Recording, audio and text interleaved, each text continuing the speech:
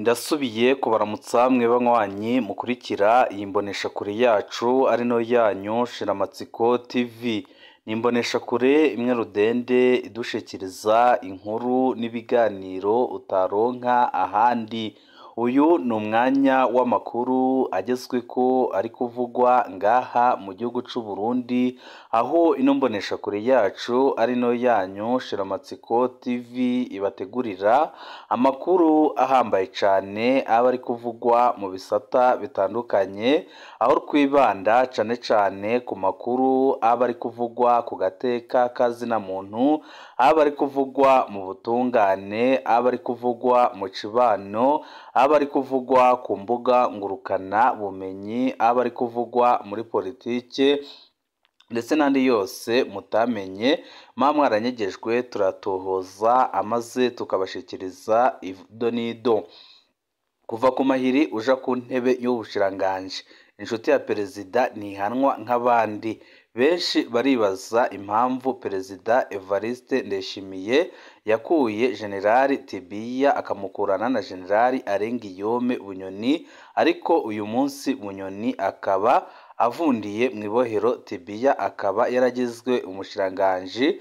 Benshi bakemeza ko ibiriko birakorwa na perezida Evariste Ndayishimiye biteye ubwoba ndetse bibabaje, akaba ariyo mpamvu abajenerali batandukanye bavuga ko ibintu bigomba guhinduka, kuko biratangaje kandi birateye isoni kubona akura abajenerali babiri abakuriye icaha kimwe cyo gushaka kumutembagaza ku butegetsi, ariko umwe akaba yaramugize umushiranganji, undi akaba avundiye mu ibohero. Ibyateye abatari bake kubona ko perezida Evariste Ndayishimiye atabutungane azigera aha abarundi, mu gihe nawe ubwe arenganya bamwe mu bajenerali ndetse akabikora ku murango izuba riva, aho benshi bahera bavuga ko ibi bintu bishobora kumugiraho ingaruka zikomeye cyane, ndetse hakaba n'amakuru yahejeje kujya hanze yemeza ibanga rikomeye cyane General Tibiya abekiye perezida Evariste Ndayishimiye. Iryo banga riramutse rigiye hanze, benshi bakaba bava kuri Ndayishimiye ndetse benshi bakaba bamutera amabuye kubera amabi atagira izina avugwamo y'ubwicanyi. Byose tugiye kubikurikira tunyuze kuri umuyoboro wa YouTube Shiramatsiko TV, ubashikiriza inkuru n'ibiganiro utaronka ahandi. Kuva ku mahiri uja ku ntebe y'ubushiranganje, inshuti ya perezida ntihanwa nk'abandi. Birashoboka ko izina ryatangaje benshi muri leta ya Nestor Ntahontuye ari irya Liyetona Generali Gabriel Nizigama batazira Tibiya, umushikiranganji mushasha ajejwe abakozi ba leta n'akazi. Nizigama yari yabogojwe rimwe na Generali Arengiyome Bunyoni ku wa 7 kwezi kw'Icyenda 2022. Ibyaha bagirizwa byari bisa kandi byari bikomeye cyane, ariko umwe avundiye mu munyororo, uwundi asubijwe ku ngoma. Kuba Nizigama ari inshuti ya Ndayishimiye byamuhaye kudahanwa. Abasore bakuranye ndetse baziranye cyane, ntitwigeze turonka udutomorera neza ico Ndayishimiye na Nizigama bapfana mu miryango yabo. Umwe mu begereye yatubwiye ati, abantu ni amacuti kandi bazinanye kuva kera, barakuranye, bazinanye muri byinshi. Hari ibihe barara ku gitanda kimwe ari batatu bakiri batoya. Gabriel Nizigama, Evariste Ndayishimiye ndetse na Jules Ndihokubwayo. Hari n'abavuga ko Gabriel Nizigama yoba ari mu ba mbere bataziriye Evariste Ndayishimiye ngo ni ikigorogoro kubera ukuntu avuga menshi. Bahavuye baja muri kaminuza y'u Burundi, Gabriel Nizigama mu gisata ca siporo, Evariste Ndayishimiye mu gisata c'amategeko. Bose barakekwa ko bagize uruhara mu bwicanyi bwakorewe abanyeshuri b'abatutsi bo kuri ESI Kibimba, bishwe baturiwe kuri sitasiyo ya essence ahitwa Kwibubu muri Gitugudu 1993, ndetse ibi bikaba aribyo byatumye Ndayishimiye yongera kugarura Gabriel Nizigama batazira Tibiya ku butegetsi, aho yamugize umushiranganji kugira ngo agumye amubikire ibanga rirebana n'ayo mabi bavugwamo. Bamwe bibaza ko ari nayo mpamvu Perezida Ndayishimiye atigera yemera ko habaho ibirori byo kwibuka abo banyeshuri mu gihe Perezida Nkurunziza atigeze abibuza. Ndayishimiye na Nizigama ntaco barigera babivugako. Inyuma y'ubwicanyi bwakorewe abanyeshuri b'Abahutu muri Kaminuza y'u Burundi muri Ruheshi 1995, Gabriel Nizigama na Evariste Ndayishimiye bahuriye ku rugamba rwa CNDD-FDD aho bagiye baronka mu mapeti abangabanganywe. Bagarutse mu gihugu bose bashizwe mu rwego rw'aba generali, umwe mu gisirikare uwundi mu gipolisi. Ndayishimiye yaratanze Nizigama kuja mu mabanga yo hejuru muri politiki. Ndayishimiye yabaye umushikiranganji w'intwaro yo hagati mu gihugu n'umutekano hagati ya 2006 na 2007. Gabriel Nizigama nawe aba umushikiranganji w'umutekano hagati ya 2011 na 2015. Hagati ya 2014 na 2016 Ndayishimiye yarabaye umuyobozi mushikira mu biro by'umukuru w'igihugu. Gabriel Nizigama nawe aja muri ayo mabanga nyine hagati ya 2016 na 2022. Gabriel Nizigama ni umugenzi akomeye wa Angeline Ndayishimiye, basa nuko ari n'ababanyi, bose bava muri komine Rutegama intara ya Muramvya. Umuryango wa Angeline Ndayishimiye n'umuryango wa Gabriel Nizigama bafise uruhara rukomeye mu buzima bw'ishengero ry'abagenzi ryahitwa Inyarurimbi. Ni imiryango yamye ifatanye kandi ifashanya kuva kera, gucanamwo kw'abavukana. Gabriel Nizigama ari mu bajenerali bagize uruhara rukomeye kugira Evariste Ndayishimiye abe umukuru w'igihugu muri 2020, mu gihe Petero Nkurunziza we yashaka Pascal Nyabenda.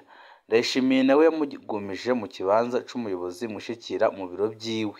Muri kino kibanza General Nizigama yarakomeye cane, agira ingufu kw'ibanki nkuru y'igihugu BRB, kw'iperereza ry'igihugu n'amafaranga rikoresha. Aho niho Gabriel Nizigama yatungiye bidasanzwe, atangura kubaka ibitangaza ku gatumba iwabo ahitwa Camumandu muri komine Rutegama. Aho niho yari yararunze imifuko y'amafaranga atagira uko angana. Umwe mu bakozi bamwubakiye ihinguriro risya ibigori Sovana yartwandikiye ati: mu gihe twariko turamwubakira iryo hinguriro twahembwa inote z'ibihumbi 10 n'ibihumbi 5, wasanga ziriko ifira, zaraboneka ko zirunzwe ahantu. Rimwe na rimwe Tibiya yaraduga n'abajejwe umutekano we baje kuzanikira ku kazuba. Igihe Ndayishimiye yahindura amafaranga ibipapuro, Tibiya yaragize ingorane zikomeye cane. Yihutiye kurangura inzoga z'amaji zari mu ntara yose ya Muramvya, atandukira na Gitega kugira arabe ko yokwikura ko amafaranga atari make, ariko byaranse ko ayo mafaranga atari make, ariko byaranse ko ayo mamiliyaridi yose ayashiraho kuko amenshi yamupfiriyeko.